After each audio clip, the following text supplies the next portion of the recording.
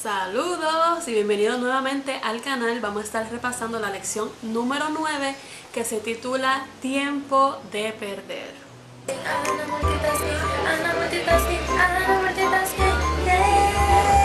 Nuestro versículo de memoria para esta lección se encuentra en Filipenses 3:8, que dice lo siguiente: y ciertamente aún estimo todas las cosas como pérdida por la excelencia del conocimiento de Cristo Jesús, mi Señor, por amor del cual lo he perdido todo y lo tengo por basura para ganar a Cristo.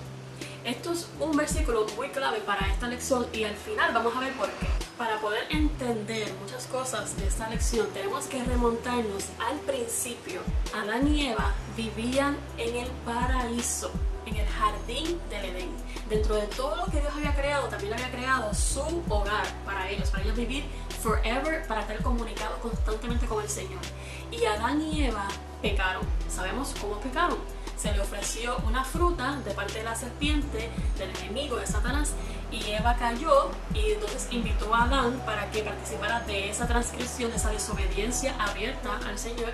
Y entonces ellos supieron primero que estaban desnudos, así que hubo vergüenza. Ellos perdieron su confianza en el Señor, se escondieron del Señor. Ellos perdieron o vieron perder la vida de un ser, otro animal, para que fuesen cubiertos de las pieles, con las pieles de ese animal, de ese cordero, que era un antitipo de Jesucristo, ¿verdad? Estamos cubiertos por la justicia de Cristo. Algún tiempo pasó, ellos tuvieron que entonces ser erradicados del jardín de Edén, así que ellos perdieron su hogar. Ellos vieron la muerte de un ser querido cuando Caín mató a Abel, a su hijo, mató a su otro hijo. Eventualmente uno de los dos tuvo que haber muerto primero, así que experimentó la muerte de su cónyuge, perdió a su cónyuge, que habían creado tantas memorias, tantos recuerdos, tantas vivencias, habían vivido en el paraíso y todo el proceso para entonces perder a su cónyuge, y finalmente uno de los dos perdió la vida. Así que desde Adán y Eva vemos todos los tipos de pérdidas o los niveles de pérdidas causados por el pecado. En esta lección también vamos a estar repasando algunos tipos o tiempos de pérdida que atravesamos en las familias. Vamos a hablar sobre la pérdida de la salud cuando llega la enfermedad a la familia. Vamos a hablar sobre la pérdida de confianza, dos tipos de maneras como perdemos la confianza. Vamos a hablar de la pérdida de libertad y también la pérdida ultimate, ¿verdad? Nuestro enemigo por excelencia, que es la muerte, y cómo perdemos todas estas cosas. Así que let's dive right in.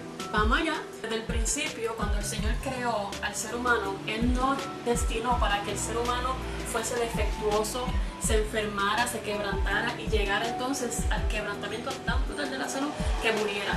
Eso no era el plan del Señor. Es como si alguien fuese a construir un carro y dijera como que de aquí a 5 años, 10 años, quiero que ese carro esté en canto, que las gomas no sirvan, el motor, los frenos, todos los cables, todas las cosas. Pero Dios no brega así, Dios no es así. Dios no creó al ser humano para que eventualmente se quebrantara y fuese un enfermo crónico. Una cosa sería si Dios le hubiese dicho a Adán y Eva, ciertamente moriréis, y pum, se morían. Pero ese proceso de como que ciertamente moriréis a eventualmente morir, pues muchas personas en las familias atraviesan diferentes enfermedades o quebrantos de la salud, y unas de esas enfermedades o muchas de esas enfermedades pueden ser enfermedades crónicas, dolorosas, angustiosas. Muchas de ellas no tenemos ni siquiera la cura para el cáncer, para algunas enfermedades autoinmunes, por ejemplo, como el lupus, el Crohn's, el alopecia. Como que hay muchas cosas que no tenemos cura para esos tipos de enfermedades, y son enfermedades crónicas que lo que hacemos es como que amortiguar el dolor, aplacar el proceso del deterioro del ser humano. Y en la Biblia también nosotros tenemos ejemplos de personas quebrantadas de salud. Tenemos el ejemplo de la hija de Jairo. Entonces Jairo, un príncipe de la sinagoga, un príncipe de una persona de alto rango dentro de la sociedad, pide que Jesús entonces vaya y sane a su hija, la cure, la restaure, porque todavía no había muerto. Entonces bien le interrumpe con la señora del flujo de sangre, se tarda en Jesús llegar allá donde la casa donde estaba la hija de Jairo, y la hija de Jairo entonces fallece, duerme, y Jesús entonces hace el milagro y le dice Taluta Kumi, que es hija, a ti digo, levántate. Es que ustedes saben que en Génesis nosotros vemos que en la creación Dios creó todo con su voz y el ser humano lo creó con sus manos.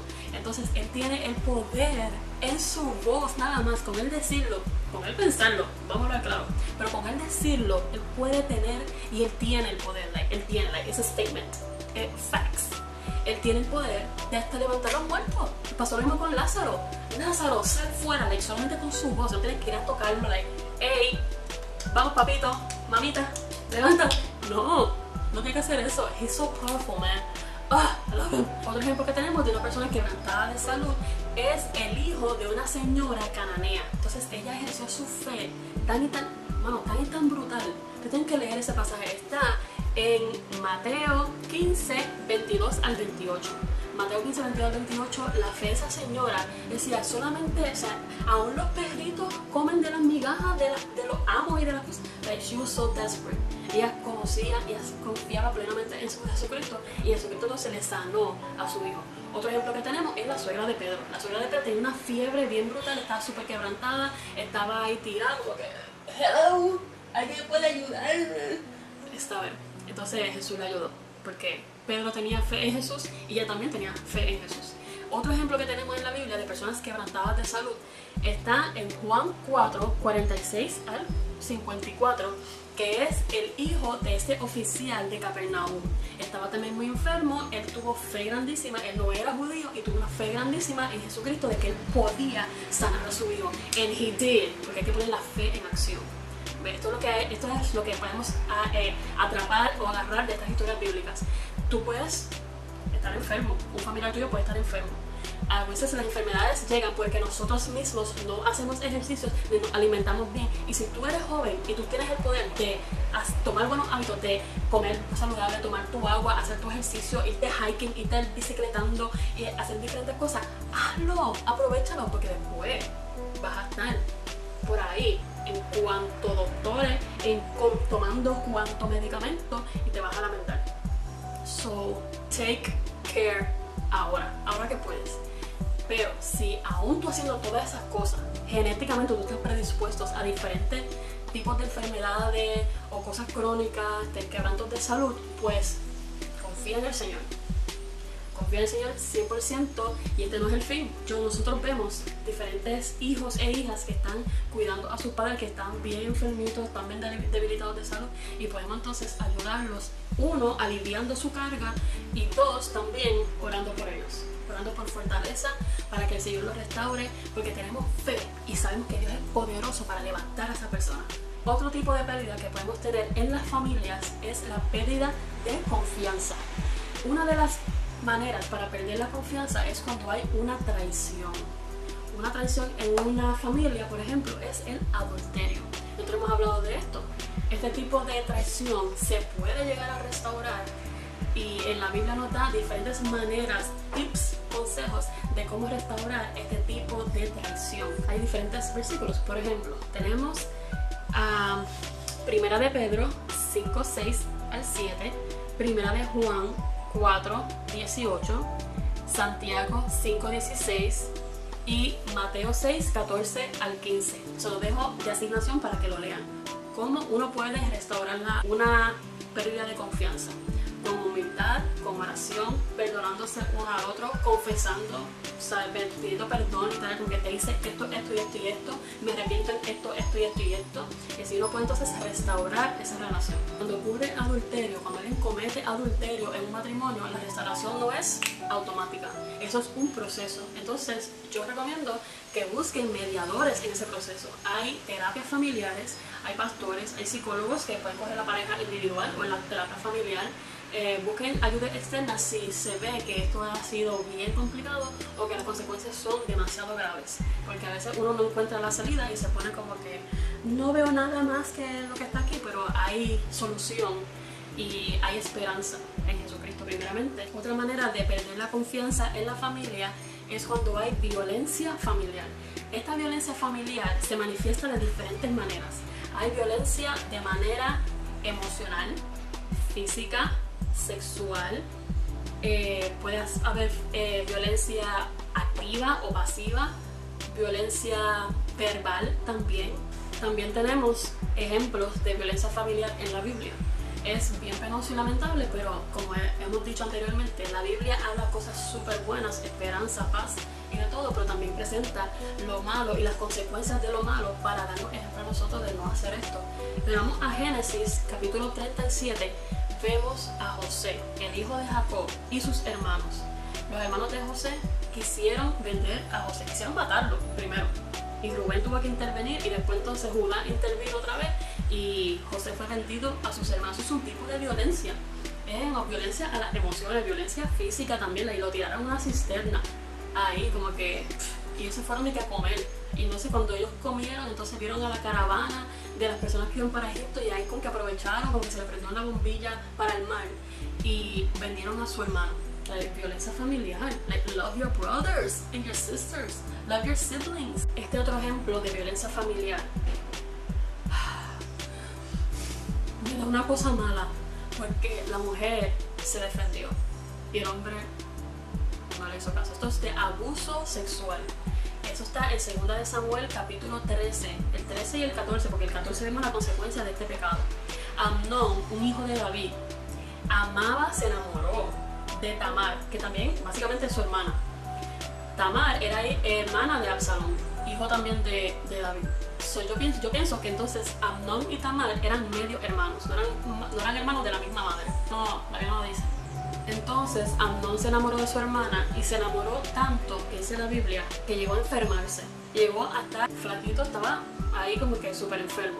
Y entonces un amigo de él, que yo pienso que es su primo porque dice que era hijo de un hermano de David. Su amigo, esto para que ustedes vean que hay que ver con quiénes nos juntamos y de quién escuchamos consejos, porque este amigo le dice, oye, ¿por qué tú no te haces el enfermo? Y cuando tu papá venga a visitarte le dice, mira papi, dile a Tamar que venga a visitarme, que me haga una comidita aquí porque yo como que la necesito y con ella aquí me voy a sentir bien.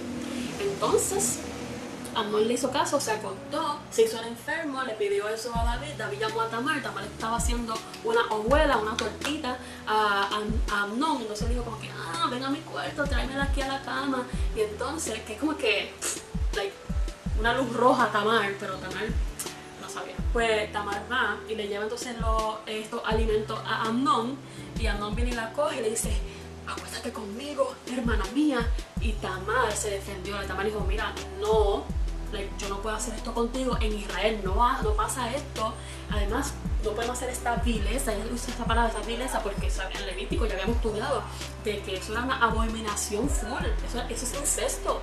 Yo voy a ser llamada deshonrada, tú vas a ser llamado como un perverso de Israel. Y él no la escuchó.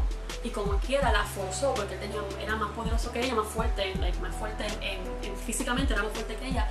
La forzó, la violó y después entonces tuvo que irse. Él la desechó, de hecho, la aborreció. Le pidió a un siervo que se la llevara de frente de él, porque ella no la aborreció más de lo que la había amado al principio. Entonces Absalón se enteró de todo esto.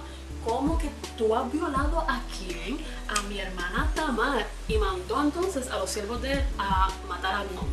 Te digo que esto es una cosa peor que Game of Thrones, ¿ok? I'm telling you, es una historia tan mala de violencia sexual familiar. Otro tipo de violencia que ocurrió también en la Biblia es que los reyes Acaz y Manasés, en la lección pasada hablamos de esto también, quemaron a sus hijos en sacrificio a otros dioses.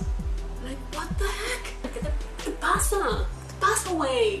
Tú tienes que estar bien metido en esto, tú tienes que estar como que bien, no sé qué pasa en la mente, que tú dices como que, oye, una buena idea es sacrificar a mi hijo o mi hija.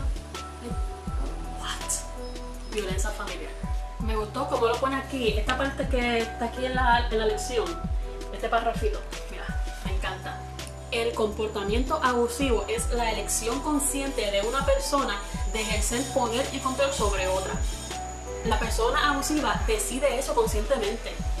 A veces hay mucho que dice como que, no, porque el alcoholismo, el estrés, dice que es la lección, la necesidad de cumplir los deseos sexuales, somos seres sexuales, la necesidad de un mejor control de la ira, como que no tienen las herramientas necesarias para controlar su ira. o cualquier comportamiento de la adicta, como que no, porque ella se vistió así, porque ella actúa así, porque ella es sassy, ella es flirty, como que eso no son excusas para ser una persona abusiva y controlar, ser violento en tu familia. Eso no. Las víctimas no son responsables del abuso. Los abusadores distorsionan y pervierten el amor. En Romanos 13:10 nos dice que el amor no hace mal. El amor no hace mal al prójimo. Hay que trabajar con el abusador, buscarle ayuda al abusador. Y si tú estás viviendo alguna situación abusiva, por favor, busca ayuda y sal de ese ciclo. Por favor.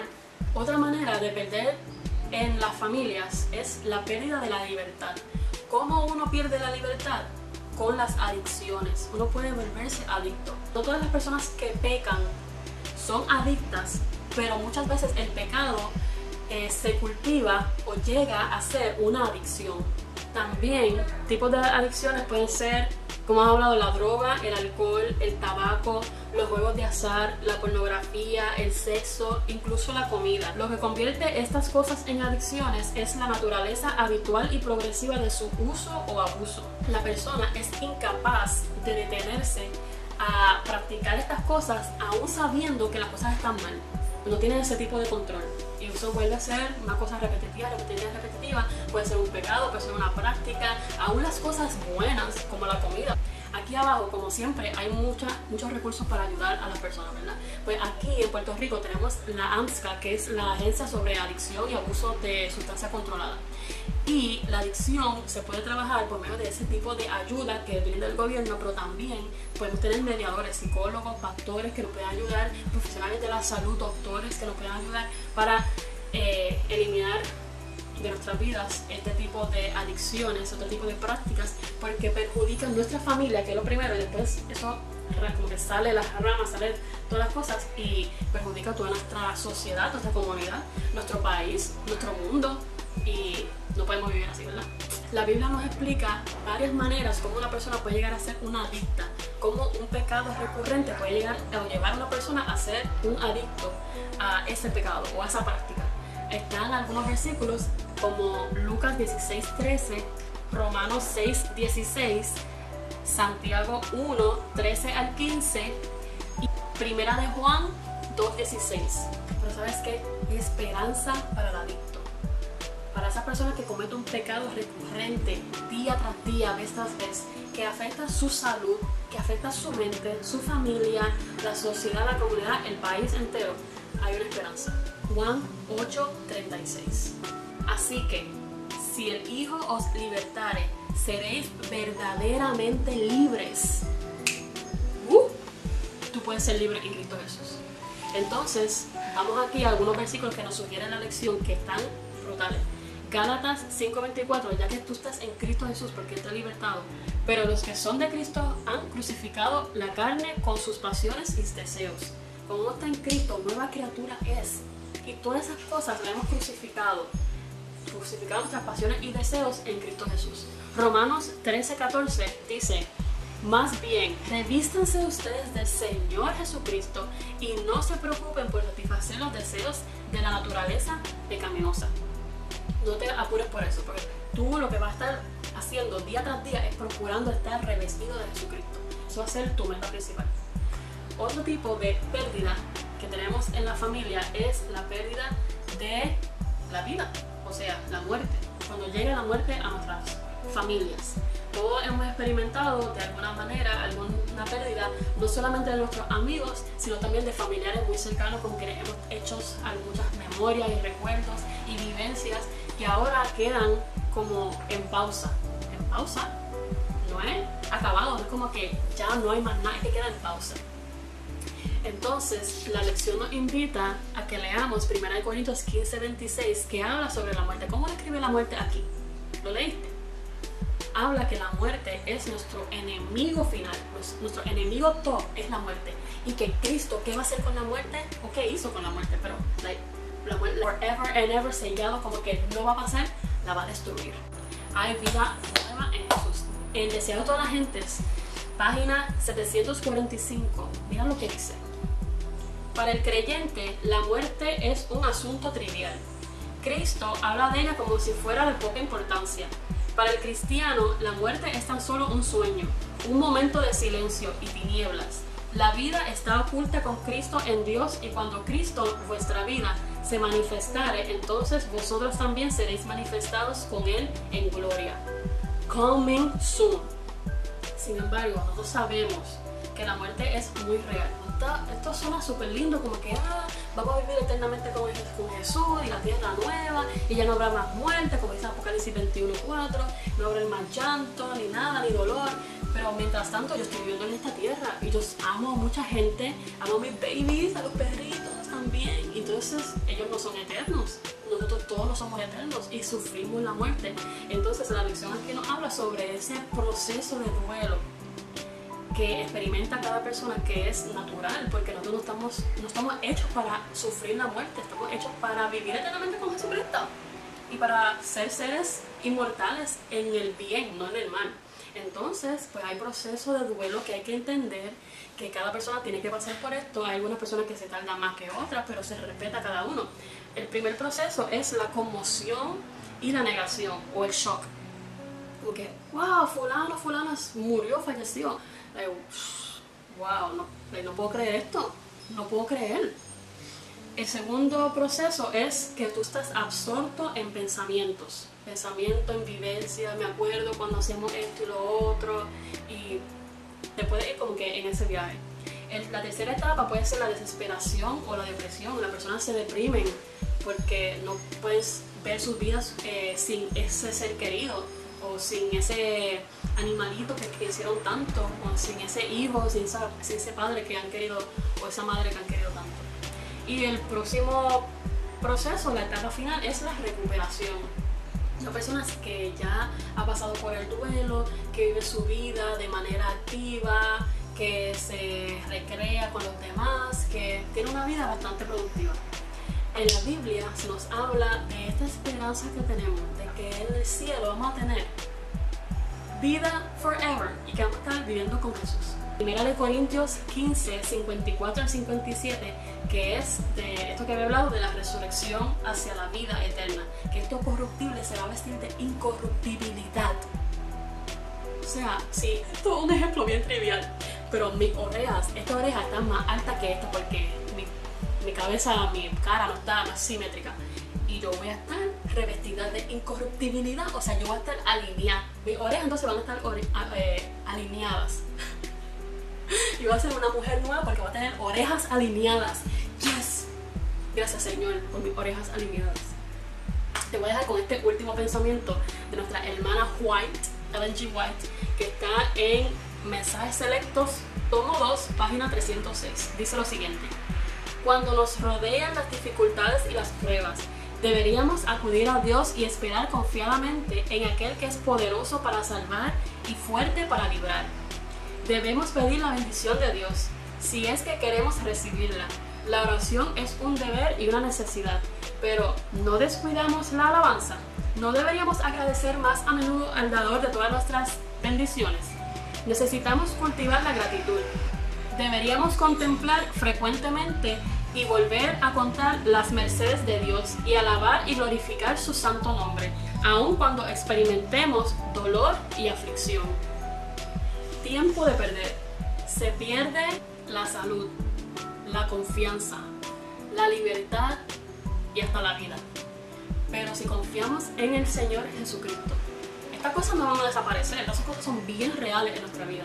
Pero día a día podemos confiar en el Señor, darle gracias a Dios, orar, hablar con Él todo el tiempo.